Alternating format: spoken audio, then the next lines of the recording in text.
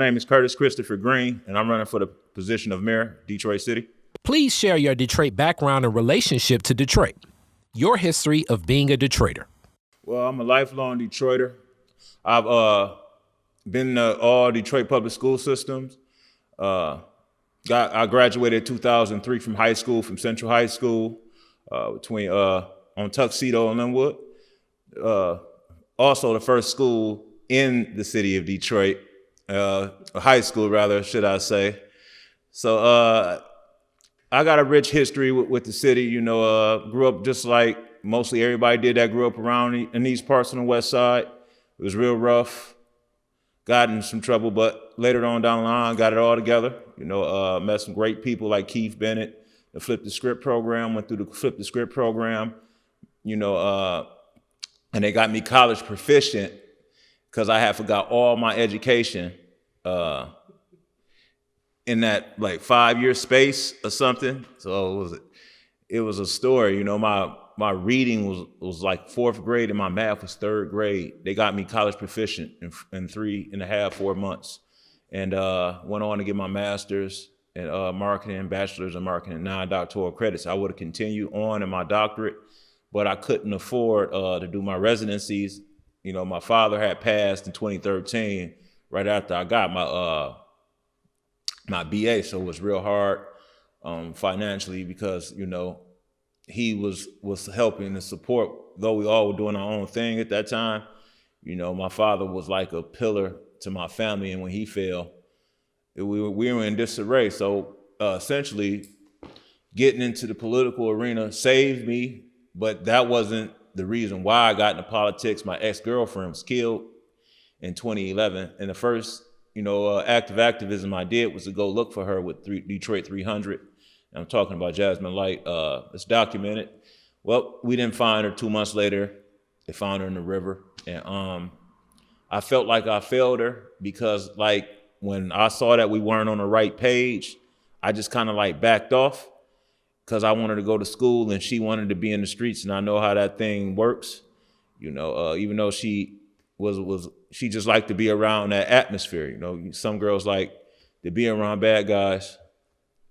So is that what led you to run for office? When she got killed, yes. I mean, that was what led me to activism. What led me to run to office. I was completely done with politics after I had worked on the Biden campaign. I was like, I saved up 5 figures. I'm like, I'm gonna start me a restaurant. And everybody flaked out on me. Everybody.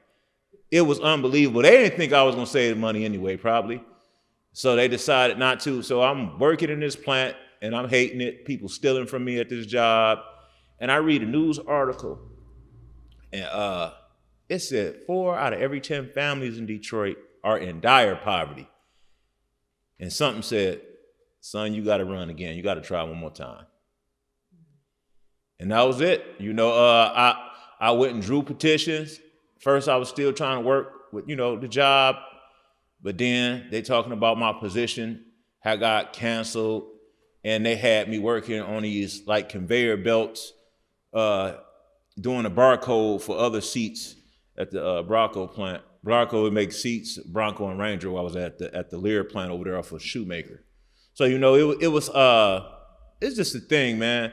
And I figured, what I get my master's degree for? I know I had a history, but I was one of the first to get Project Clean Slate in the state. So I signed up for that last year when people still thought like it really wasn't going to be about anything. So, and I'm really about improving poverty in Detroit.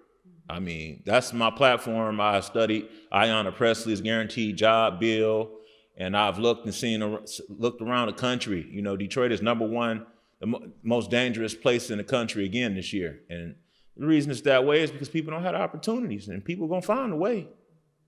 What is your understanding of the duties of the office you are running for? Well, the duties of mayor, you're the executive director of all major things happening in the city, like new buildings, some events, making sure that the lighting authority is what it should be, making sure the port authority is what it should be. And also, you make sure you're taking care of the water board, make sure all your people are together. 13 departments in the mayor's administration. You make sure you select the person that's most qualified or how it has been for the years, your buddy, that type of thing. So, the mayor has so many responsibilities. I think he hires like maybe 150 people. But that's on the back end. The most important thing is who you get to fill those positions. And it's not all about basically who is your friend and who you like. It's about who you can do the job. So the people, I would put in my administration with people more so who could do the job more than my friends, because I know how my friends are. Hey man, we not about to go chill on break and go get some donuts, especially when we got a lot of stuff to do. That's how I am. What is your position on water shutoffs and water affordability in the city of Detroit? That's actually in my 10 points to rebuild the city on my platform. It's on my website. What I would do is, what I would do is I would make provisions to find out why the cost is what it is so we can get people on affordable plans ASAP and try to find money so it can get paid like through a grant program instead of having people indebted for something that's not even supposed to be that high.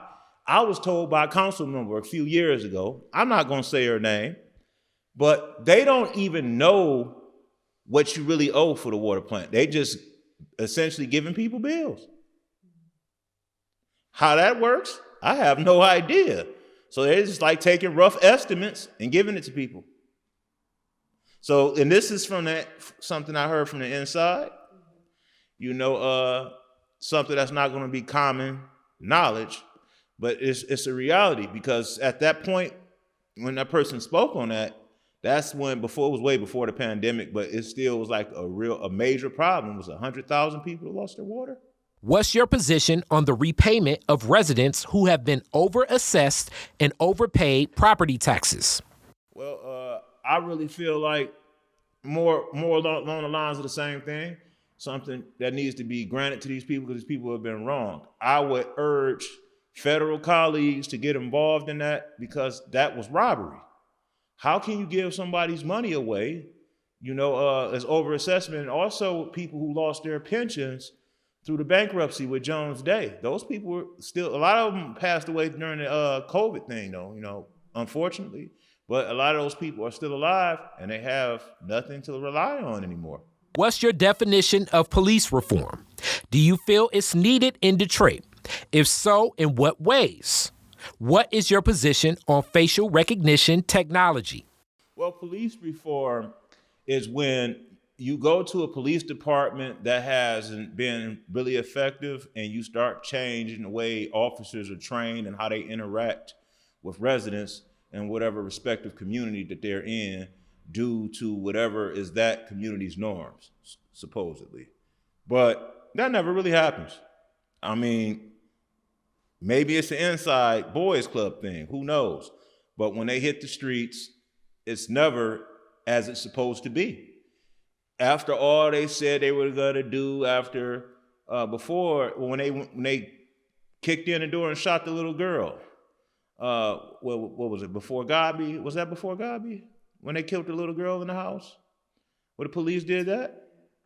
That wasn't that long ago, and it's a lot of things, missteps that they have taken, like when they strangled, well, almost, I ain't gonna say strangle, will choke the girl out from Detroit Will Breathe. I mean, it's a woman, man. You don't have to go that far, and especially she wasn't armed.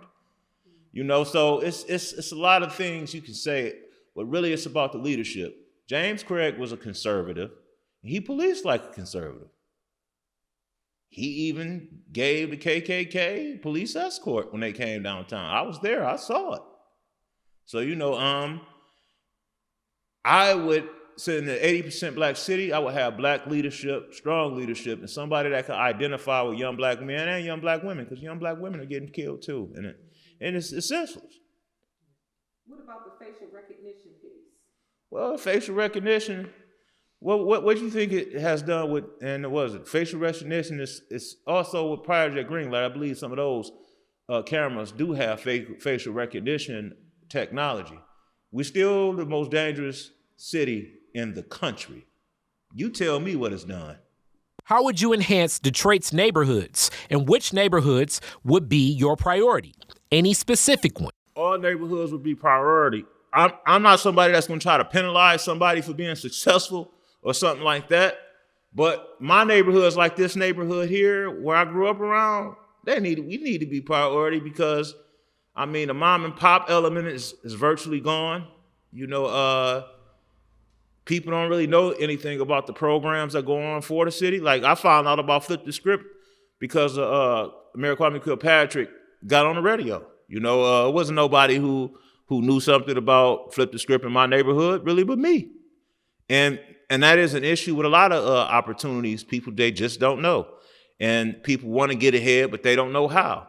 So these are areas where I can speak to people and tell them things that I've done to put myself in a better position. Not to say that I'm out of the woods now, because I struggle just like everybody else, but I do it more comfortably because I'm obedient in the way that I spend and things now. You know, also it's a maturity thing. It comes with, until you've able to save some money up that is yours and that you work for, it's really hard, you know, to try to tell somebody how to conduct themselves as an adult if you have never done it before.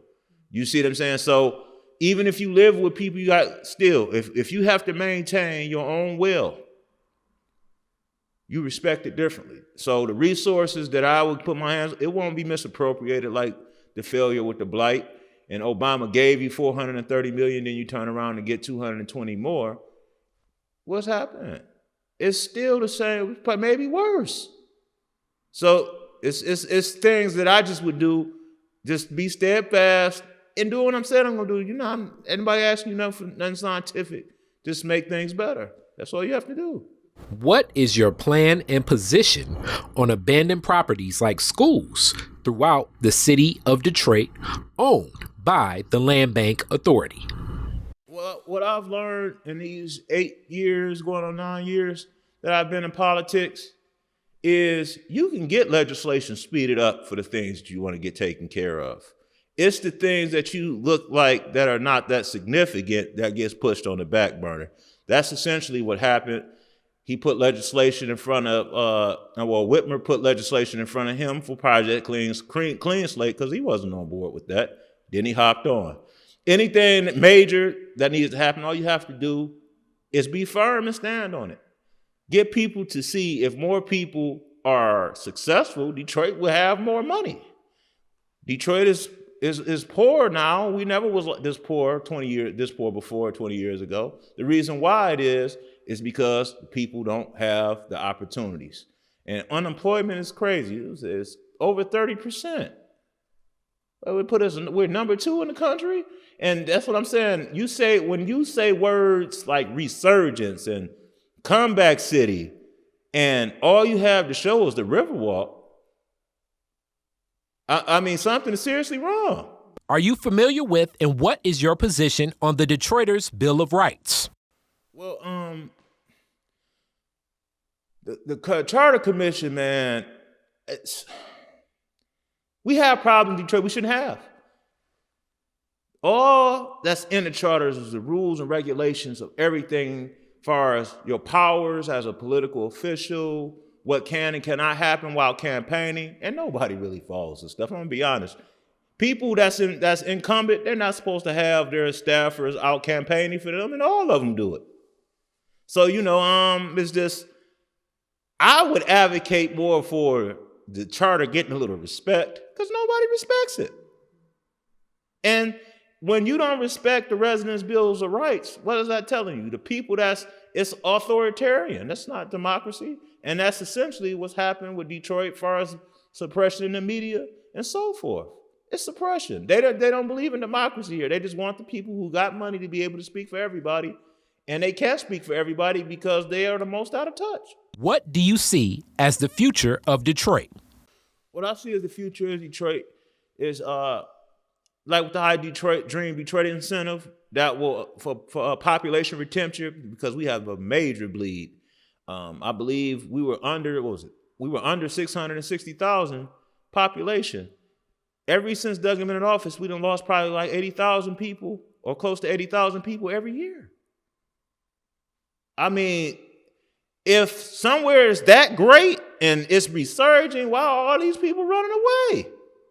They can't find opportunities, gentrification, redlining. A man told me when I ran last time, his house was plaster in English Village. His house, they said, was worth $60,000. No, his house was brick. The house next to him was plaster. It was worth $120,000. So, it's just all kind of injustice. How is this man's house next door to him worth double than his? And his brick. It's, racism is blatant. And it's been here, but it just got more prevalent when Duggan got into office and all his rich buddies could just come in and start to basically spread their root, let their roots sprout. Dan Gilbert is a Trump supporter. Everybody know it, but everybody know that's Duggan's main guy. Everybody know Duggan grew up Republican. All the stuff people know, but yet people worship those who are rich. So that's the issue. They just, because it's not because of what he's doing. He helped a few to ignore many. The guy who got the store, the 313 store, how many people got a store or sell clothes that's black that went to Duggan? I can't even count them all. How come he is the one getting all of the juice? Because why?